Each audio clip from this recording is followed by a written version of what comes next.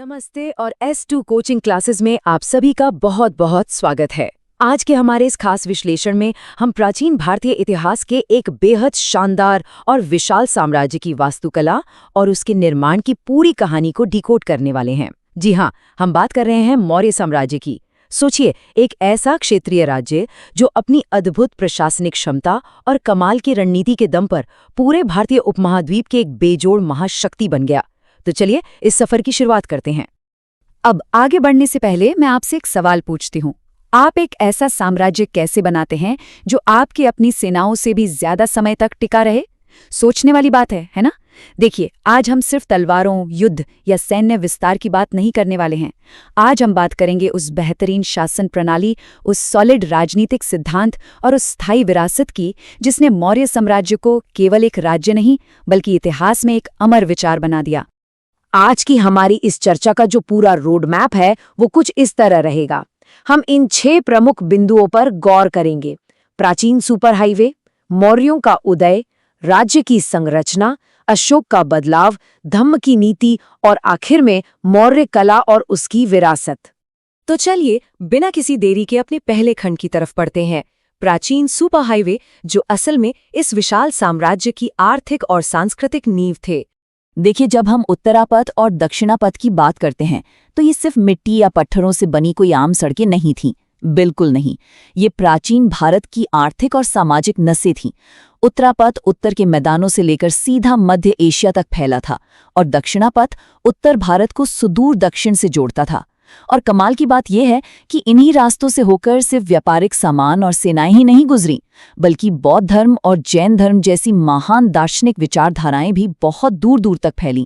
इन्हीं नेटवर्क्स पर कंट्रोल होने की वजह से मौर्यों को वो अपार संपत्ति और सांस्कृतिक जुड़ाव मिला जो किसी भी महान साम्राज्य के फलने फूलने के लिए बहुत जरूरी होता है।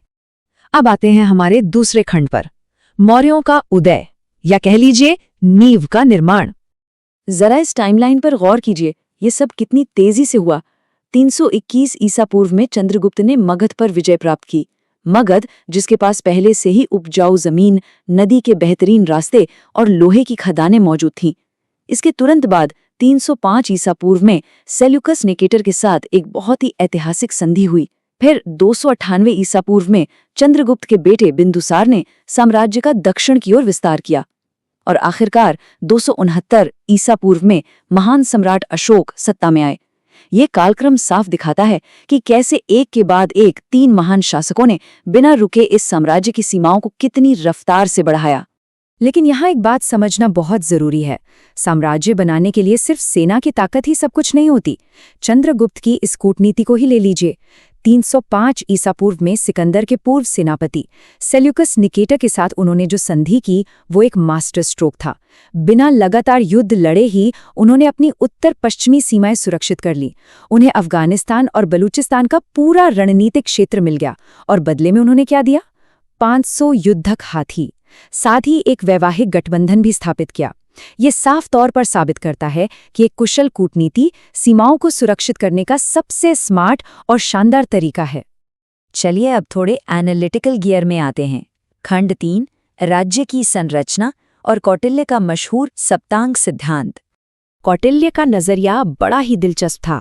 उनका मानना था कि एक स्वस्थ राज्य किसी मशीन की तरह नहीं बल्कि बिल्कुल एक जीवित शरीर की तरह काम करता है। इसके 7 अंग होते हैं: स्वामी यानी सिर, अमात्य या मंत्री जो राज्य की आंखें हैं, जनपद यानी लोग और क्षेत्र, दुर्ग यानी किला, कोष यानी आपका खजाना, दंड मतलब सेना और आखिर में मित्र यानी राज्य के कान।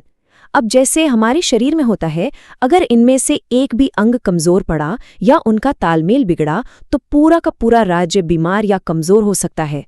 और इस पूरे राज्य रूपी शरीर का जो सबसे अहम हिस्सा है वो है सिर यानी स्वामी या राजा। कौटिल्य के अनुसार इस मुखिया को बहुत बहादुर, पढ़ा लिखा, जनता के हितों के प्रति हमेशा अलर्ट और इस पूरी व्यवस्था का बैलेंस बनाए रखने में सक्षम होना चाहिए। क्योंकि जाहिर सी बात है, अगर दिमाग ही सही दिशा में काम नहीं करेगा तो बाकी सारे अंग क्या ही कर लेंगे। योग्य नेतृत्व के बिना कुछ भी मुमकिन नहीं है। अब कहानी में आता है एक बहुत बड़ा मोड़। खंड 4, अशोक का बदलाव, एक नैतिक मोड़। इतिहास के पन्नों में ये जो कॉन्ट्रास्ट है ना, ये बहुत गहरा अर्थ रखता है। एक तरफ देखिए कलिंग युद्ध, पूर्वी व्यापारिक मार्गों और बंगाल की खाड़ी तक पहुंच बनाने के लिए लड़ा गया एक बेहद भयानक और क्रूर सैन्य युद्ध जिसमें अनगिनत बेगुनाह लोगों की जान गई। लेकिन दूसरी तरफ है एक जागृति। उस तबाही और खून खराबे ने अशोक को अंतर तक झकझोरकर रख दिया। नतीजा, आक्रामक विस्तार को हमेशा हमेशा के लिए त्याग दिया गया और उसकी जगह ली शांति और नैतिक शासन ने। एक बहुत ही क्रूर विजेता अचानक से एक दयालु शासक में बदल गया। इतिहास में ऐसा बदलाव वाकई हैरान करने वाला है। और इसी बदलाव से जन्म होता है हमारे 5वें खंड का, धम्म की नीति, यानी नैतिकता के साथ शासन करना। यहाँ एक चीज बिल्कुल क्लियर कर लेते हैं। अक्सर लोग धम्म को कोई विशेष धर्म समझ लेते हैं, लेकिन ऐसा बिल्कुल नहीं है। ये असल में राज्य की नीतियों और आदर्शों का एक बहुत ही व्यापक समूह था। आप इसे एक एथिकल कोड कह सकते हैं।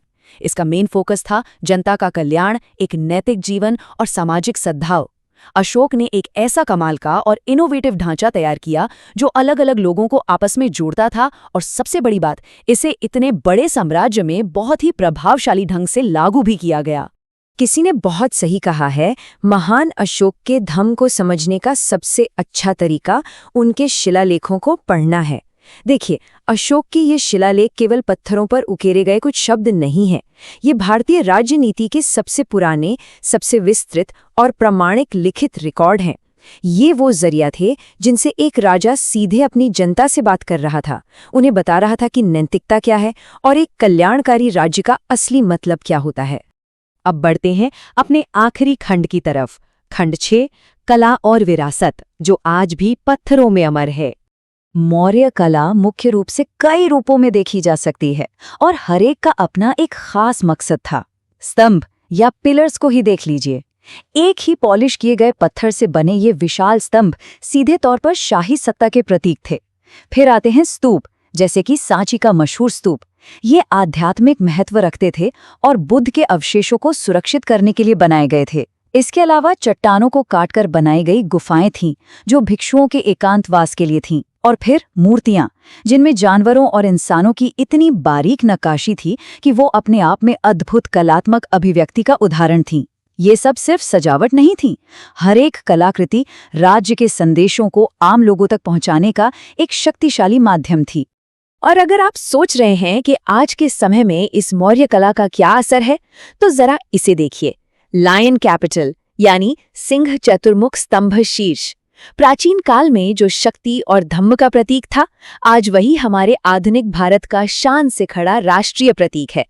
ये इस बात का जीता जागता और सबसे बड़ा सबूत है कि मौर्यों की सांस्कृतिक उपलब्धियां आज भी हमारे बीच मौजूद हैं और उन्होंने समय की हर सीमा को पार कर लिया है।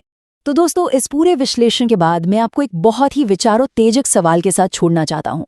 क्या सैन्य ताकत को छोड़कर नैतिक शांति की ओर मुड़ने के इस एक फैसले ने मौर्य विरासत को हमेशा के लिए सुरक्षित कर दिया, या फिर क्या इसी बदलाव ने उनके साम्राज्य के पतन को और जल्दी ला दिया? इस विरोधाभास पर विचार जरूर कीजिएगा। S2 कोचिंग क्लासेस के आज के हमारे इस खास विश्लेषण में शामिल होने के लिए आप सभी का बहुत बहुत धन्यवाद। सीखते रहिए, सवाल पूछते रहिए और ऐसे ही नए विचारों को खोजते रहिए।